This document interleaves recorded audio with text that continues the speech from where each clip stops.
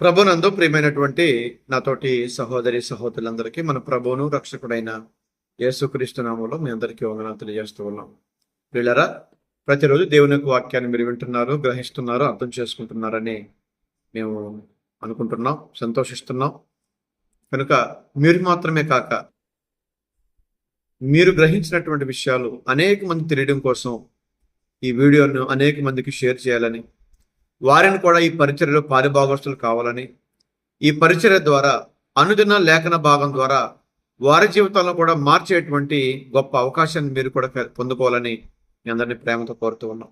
ఈ సమయంలో మనం కొద్ది నిమిషాలు ఆలోచించేద్దాం. గడిచినటువంటి 2 రోజులుగా దేవుని పిల్లైనటువంటి మనము మన దినచర్య ఎలా ఉండాలి అని ఆలోచన చేస్తూ మన దినచర్యను ప్రార్థనతో ప్రారంభించాలని, మన దినచర్యలో దేవుని స్తుతించాలని, మన దినచర్యలో వాక్యాన్ని చదివి గ్రహించాలని, మన దినచర్యలో ప్రభునందు ఆనందించే వారై ఉండాలని మనం ఆలోచన చేయడం జరిగింది.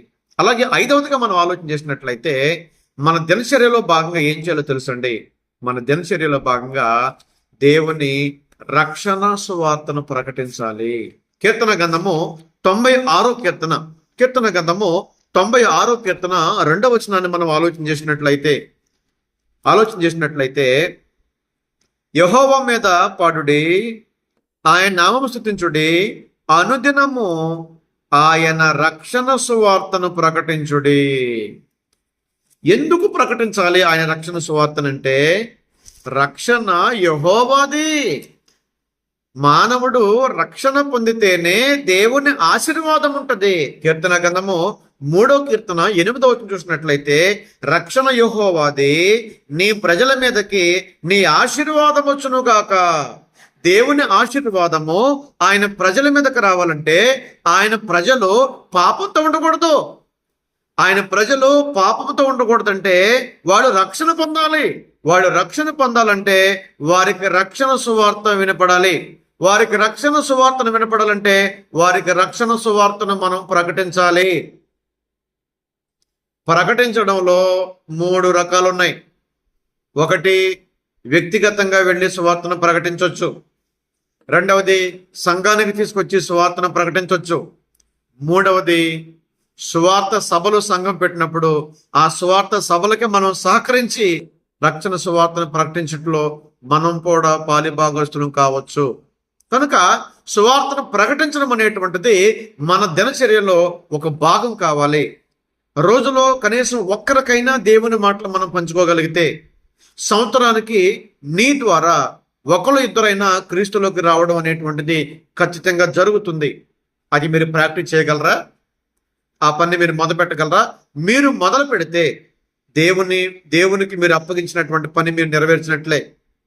అపోస్తలుడైన పౌలు గారు ఏమన్నారు తెలుసా? కొరింథీయులకు రాసిన మొదటి పత్రిక 9వ అధ్యాయం 6వ వచనంలో, సువార్తను ప్రకటింపకపోని ఎడల నాకు శ్రమ అన్నాడు. మరి అపోస్తలుడైన పౌలు గారు ఆ మాట అన్నాడు. అపోస్తలుడు గారు పౌలు గారు అన్నందుకు ఆ విషయంలో మనం కూడా పాలిభాగస్తులమై ఉన్నాం. మనం కూడా సువార్తను ప్రకటించే భారం ఉంది. మనం కూడా సువార్తను ప్రకటించాలి. మనం కూడా సువార్తను ప్రకటించకపోతే శ్రమ అనే విషయాన్ని మీకు తెలియజేస్తా ఉన్నాను. కనుక సంఘంతో, సువార్తికులతో కలిసి మీరు సువార్తను ప్రకటించాలి.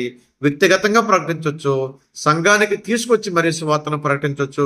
ఏదైనా నీ ద్వారా నా ద్వారా సువార్తని, రక్షణ సువార్త ప్రకటించాలని వాక్యం తెలియజేస్తా ఉంది. అలాగే 6వదిగా మనం చూసినట్లయితే ఆయన ఉపదేశాన్ని వినాలటండి. మనం అనుదినము ఎన్నో వింటున్నాం. సినిమాలు వింటున్నారు, సీరియల్ వింటున్నారు, ఏమండి రకరకాలైనటువంటి చెడు మాటలు వింటున్నాం.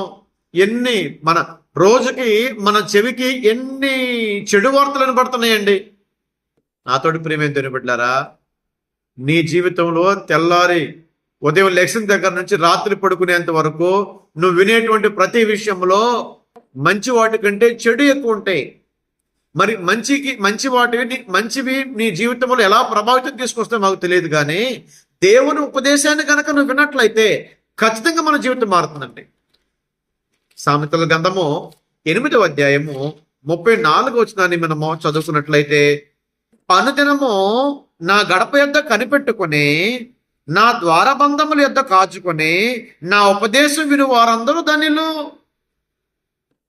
దేవుని ఉపదేశాన్ని విన్నట్లయితే నువ్వు ధన్యుడవు, నువ్వు ఆశీర్వదింపబడిన వాడవు. దేవుడు నిన్ను గొప్ప చేస్తాడు, ఆ ఉపదేశంతో నీతో మాట్లాడతాడు, నీ లోపాలు సరిచేస్తాడు, నిన్ను దిద్దుతాడు, నిన్ను దండిస్తాడు, నిన్ను శిక్షిస్తాడు. ఎలాగైనా నిన్ను సరిచేసి ఒక సరైన మార్గంలో దేవుడు నిన్ను నడుపుతాడు. అలా దేవుడు నడపాలంటే, అలా దేవుడు మనల్ని సరిచేయాలంటే, అలా దేవుడు మనల్ని ఆదరించాలంటే మనము ఆయన ఉపదేశాన్ని వినాలి. ఇక 7వదిగా మనం చూసినట్లయితే అనుదినము ఆయన శిలువను వెతుకుని వెంబడించాలట. శిలువ మార్గం అని శిలువ మోస్తే శిలువను వెంబడించినట్టు కాదండి. 40 రోజులు ఉపవాసం ఉంటే శిలువను మోసినట్లు కాదు. ఒక్క పూట భోజనం చేస్తే నువ్వు శిలువ మోసినట్టు కాదు. 40 రోజులు ఇంటికాడ పడుకోకుండా చర్చిలో పడుకుంటే నువ్వు శిలువ మోసినట్టు కాదు. శిలువను మోయడం అంటే ఆయన శ్రమలు మోయడం. శిలువ శ్రమలకు సాదృశ్యం. క్రీస్తు నిమిత్తం వచ్చేటువంటి శ్రమలు, క్రీస్తు నిమిత్తం వచ్చేటువంటి నిందలు, క్రీస్తు నిమిత్తం వచ్చేటువంటి కష్టాలు, హింసలు, అవన్నీ నువ్వు మొయ్యాలి, అవన్నీ నువ్వు భరించాలి. భరిస్తూ దేవుణ్ణి ఆనందపరచాలి, భరిస్తూ దేవుని స్తుతించాలి, భరిస్తూ దేవుని గొప్ప చేయాలి. అది సిలువెట్టుకోవడం అంటే. లోకాసు వార్త 9వ అధ్యాయము 23వ వచనాన్ని మనం చదువుకుందామండి. లోకాసు వార్త 9వ అధ్యాయము 23వ వచనాన్ని మనం చదువుకుందాం. మరియు ఆయన అందరితో ఇట్లనెను, ఎవడైనాను నన్ను వెంబడింపగోరిన యెడల, నువ్వు క్రీస్తు కావాలా, క్రీస్తు ప్రేమ కావాలా, క్రీస్తు దయ కావాలా, క్రీస్తు కృప కావాలా, క్రీస్తు సహవాసం కావాలా, అయితే ఏం చేయాలట? నన్ను వెంబడింపగోరిన యెడల తన్ను తాను ఉపేక్షించుకోవడం అంటే ఏంటో తెలుసండి? తిరస్కరించుకోవడం అండి. తన్ను తాను వద్దనుకోవడం. నాకంటే దేవుడే గొప్ప, నా ఆరోగ్యం కంటే దేవుడే నాకు ఎక్కువ, నా కుటుంబం కంటే దేవుడే నాకు ఎక్కువ, నా భర్త కంటే నా దేవుడే నాకు ఎక్కువ, నా భార్య కంటే దేవుడే నాకు ఎక్కువ, నా పిల్లల కంటే నా దేవుడే నాకు ఎక్కువ, నా ఉద్యోగం కంటే నా దేవుడే నాకు ఎక్కువ అని అనుకోవాలండి. మనం ఉపేక్షించుకొని ఏం చేయాలండి? ప్రతి దినము తన సిలువను ఎత్తుకొని నన్ను వెంబడింపవలెను. క్రీస్తు సిలువను ఎత్తుకోవడం అంటే ఒకటి శ్రమలు, రెండవది ఆజ్ఞలండి. ఆజ్ఞలు ఎత్తుకోవడం అంటే ఏంటో తెలుసండి? ఆజ్ఞలను మోయడం అంటే తెలుసండి? అనుసరించడం. క్రీస్తు ఆజ్ఞలను అనుసరించినప్పుడే క్రీస్తు పొందిన శ్రమలు మనం కూడా పొంది అనుభవించినట్లయితే అప్పుడే క్రీస్తుని వెంబడించినట్లు. ఒక్క పూట భోజనం మానేసి 40 రోజులు ఉపవాసం చేస్తే క్రీస్తుని అంగీకరించినట్టు కాదు. 40 రోజున 41 రోజున ఈస్టర్ పండుగ చేస్తే క్రీస్తు సిలువ మోసినట్టు కాదు. క్రీస్తుని సిలువ మోయడం అంటే ఆహారం మానేసి నిన్ను నువ్వు బాధపరచుకోవడం కాదు. క్రీస్తు సిలువను మోయడం అంటే క్రీస్తు శ్రమను మోయడం, క్రీస్తు కొరకు భరించడం, క్రీస్తు కొరకు జీవించడం, క్రీస్తు కొరకు బ్రతకడం, క్రీస్తు కొరకు తినడం, క్రీస్తు కొరకు పడుకోవడం, క్రీస్తు కొరకు పని చేయడం. నువ్వు ఏం చేసినా క్రీస్తు కొరకు చేయాలి. అప్పుడు క్రీస్తుని వెంబడించినట్టు నువ్వు అనుదినం ఈ పని చేయాలి. నేను 40 రోజులు చేస్తాను, 41 రోజులు తాగేస్తానంటే కుదరదు. 40 రోజులు బూతులు మానేస్తాను, 41 రోజున బూతులు తిడతానంటే కుదరదు. 40 రోజులు తెల్ల వస్త్రం ధరిస్తాను, 41 రోజున నా ఇష్టం వచ్చినట్టు ధరిస్తానంటే కుదరదు. బట్టలో తెలుపు కాదండి, హృదయం తెల్లగా ఉండాలి, హృదయం నీటుగా ఉండాలి. బట్టలో ఏం లేదండి, డ్రెస్సులో ఏం లేదండి, హృదయం అండి. హృదయం చాలా ప్రాముఖ్యమైనదండి. నీ మైండ్ బాగుండాలి, నీ ఆలోచన బాగుండాలి, నీ ప్రవర్తన బాగుండాలి, నీ బుద్ధి బాగుండాలి. బట్టలు ఏం లేదండి. 40 రోజులు చేసినంత మాత్రాన నీకు వచ్చేది ఏమీ లేదు. దేవుడు బాధపడడం తప్ప ఏంది కాదండి. చేయమంటే చేద్దాం. దేవుడు చేయమన్నప్పుడు మనం ఎందుకు చేయాలి చెప్పండి? ఆయన గుర్తుపెట్టుకోండి, ఆయన వెంబడించాలని నువ్వు అనుకుంటేనే ఇవన్నీ. లేదు ఆయన నాకు అవసరం లేదు, నీ ఇష్టం. నువ్వు 40 రోజులు చేస్తావో 80 రోజులు చేస్తావో జీవితాంతం ఉపవాసం చేస్తావో నీ ఇష్టం. అది ఆయన వెంబడిస్తే ఆయన సిలువను మోయాలి. ఆయన సిలువను మోయడం అంటే ఆయన శ్రమలు మోయడం. ఇక 8వది మనం చూసినట్లయితే వాక్యము చేత ఒకరినొకరు బుద్ధి చెప్పుకోవడం అండి. హెబ్రీ పత్రిక 3వ అధ్యాయము 13 నుంచి 15 వచనాలు చూసినట్లయితే ప్రతి దినము దేవుని మాటల చేత ఒకరినొకరు బుద్ధి చెప్పుకోవాలట, ఒకరినొకరు ప్రోత్సహించుకోవాలట. ఇశ్రాయేల్ గురించి మాట్లాడతాడు అక్కడ. ఇశ్రాయేల్ యొక్క జీవితం మనకు బుద్ధి బోధ కలుగుతుంది ఈ రోజున. దేవుని మాట ధిక్కరించమంటే వాళ్ళు ఆ రోజు శాపానికి గురయ్యారు. నువ్వు దేవుని వాక్యాన్ని ధిక్కరిస్తే నువ్వు కూడా శాపానికి గురవుతావు, గుర్తుపెట్టు. ఇక 9వది మనం చూసినట్లయితే సేవకుల పోషణ కొరకు ఆలోచన చేయాలి. ఎంతమంది సంఘ బిడ్డలో సేవకుల యొక్క పోషణ కొరకు, సత్యం కోసం పాకులాడే సేవకు కొరకు, అందరు సేవకుల గురించి కాదండి, సత్యం కోసం ఎవరైతే పాటుపడుతున్నారో, సత్యం కోసం ఎవరైతే చెమటను రక్తంగా కారుస్తున్నారో, సత్యం కోసం ఎవరైతే వెంబడిస్తున్నారో అలాంటి సేవకుల కుటుంబాల పోషణ కోసం ఎంతవరకు మనం ఆలోచిస్తున్నాం?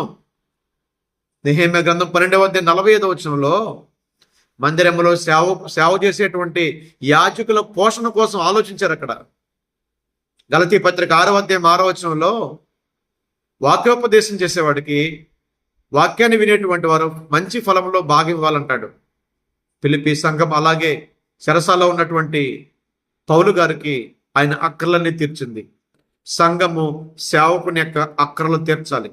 సంఘము సేవకుని యొక్క పోషణ గురించి ఆలోచన చేయాలి. ఇక చివరగా 10వది మనం చూసినట్లయితే పిల్లల నిమిత్తం అనుదినం మనం ప్రార్థన చేయాలి.